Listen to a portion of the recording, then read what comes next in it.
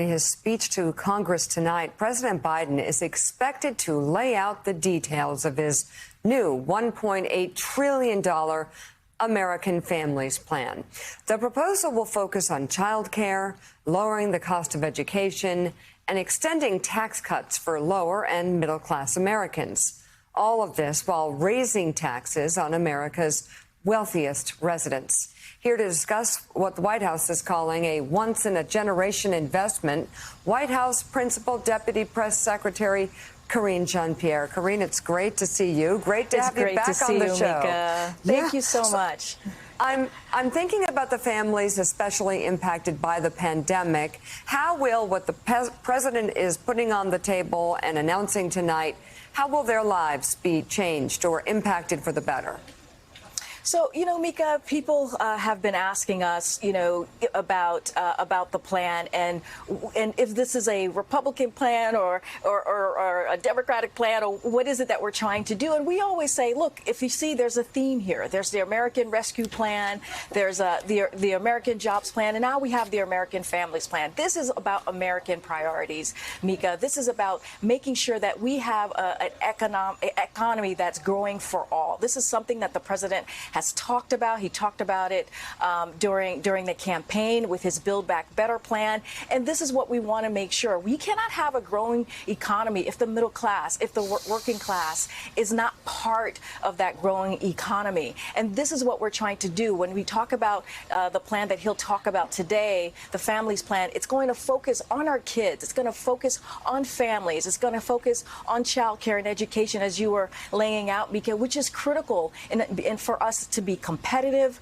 for the labor force to continue and to grow. And so this is all part of how do we deal with these two compounding crises that the president took on very early on, which is the pandemic and the economy, and trying to make sure that we are not in the place that we were before the pandemic, but we are going and building to a better place. Good morning, Karine. It's Willie. It's good to see you again. Good morning. So obviously many of these plans are very popular. We've been through the polling on the COVID relief package. Infrastructure is popular. This new $1.8 trillion proposal will be popular with families without question. But boy, the numbers are numbing. 1.9 trillion, 2.225 trillion, 1.8 trillion. There are Americans who go, I like a lot of this stuff, but my goodness, how are we paying for all this? And what are the implications down the road? So how does the president answer that question?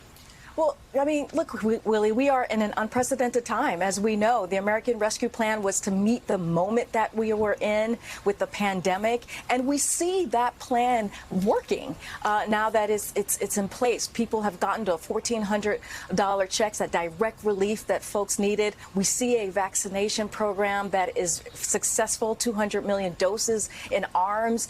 We see schools opening up, K through 8. Majority of those schools are opened up safely, which is critical and key. And so this is what we're trying to do, meeting the moment that we're in.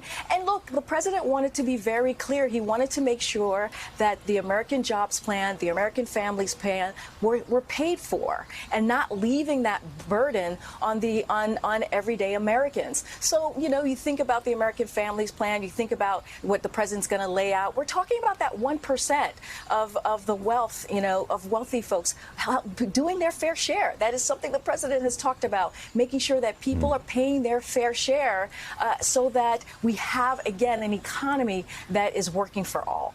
Is it important to the president, Karine, to have Republicans on board for some of this? We know he's brought them in. We understand there were sort of back-channel negotiations ongoing about infrastructure, maybe meeting somewhere in the middle there, went through reconciliation with the COVID relief. Is it important to get Republicans on board? And if so, would he be willing to tick down that corporate tax hike down to, say, 25% to please some of them?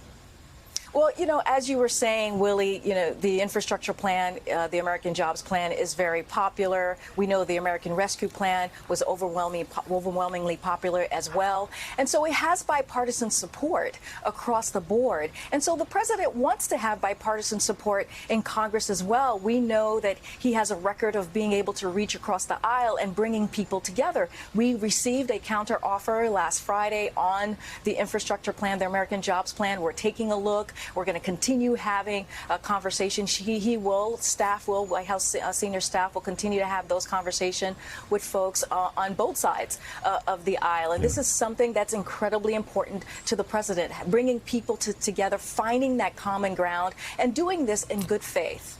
Karine, Jonathan Lemire's here with a question for you. John? Hey, Jonathan. Good morning. Good morning, Karine. Good to see you. Good morning.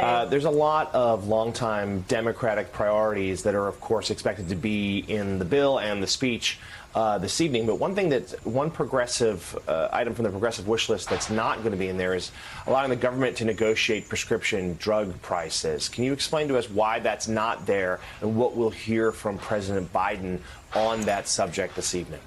Well, Jonathan, I don't want to get ahead of the president. I will let him clearly go into detail on the American Families Plan. I can say that there is going to be an investment in health care, and he'll talk about that in more detail. And so I'll let him talk more about where we are with the health care components of the plan. All right, White House Principal Deputy Press Secretary Karine Jean-Pierre, thank you very much for being on the show tonight. We'll be watching the president tonight. Thank you.